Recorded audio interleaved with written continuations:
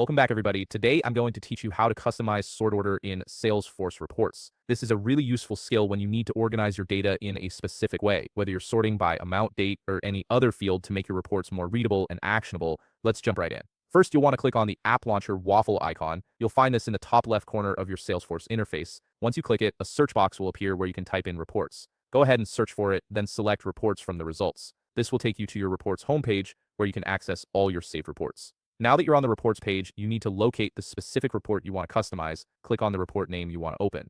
This will load the report and display all the data currently configured within it. Take a moment to let the report fully load so you can see all the columns and information clearly. Once your report is open, look towards the top right corner of the screen and click on Edit. This action puts you into edit mode, which is where you'll have full control over how your report is structured and sorted. Edit mode is essential for making any customization to your report layout or sorting preferences. Next, you'll need to identify which column you want to sort your data by. For this example, let's say you want to sort by amount. Click directly on the column header labeled amount. By clicking on this header, you're telling Salesforce that this is the field you want to use as your sorting criteria. This step is straightforward but crucial for organizing your data the way you need it. Here's where it gets even more useful. Click the same column header again to toggle between ascending and descending order. Ascending will show your data from lowest to highest, while descending will display it from highest to lowest. This toggle feature gives you flexibility to view your data in whichever order makes the most sense for your analysis. You can click it multiple times until you get the exact sort order you prefer. Finally, once you're satisfied with how your report is sorted, click Save in the top right corner. This ensures that your customized sort order is preserved for future use. Your report will now display the data in the exact order you've specified every time you or anyone else opens it. And there you have it. You've successfully customized the sort order in your Salesforce report. If you found this video helpful, please leave a like, subscribe, and see you in the next video.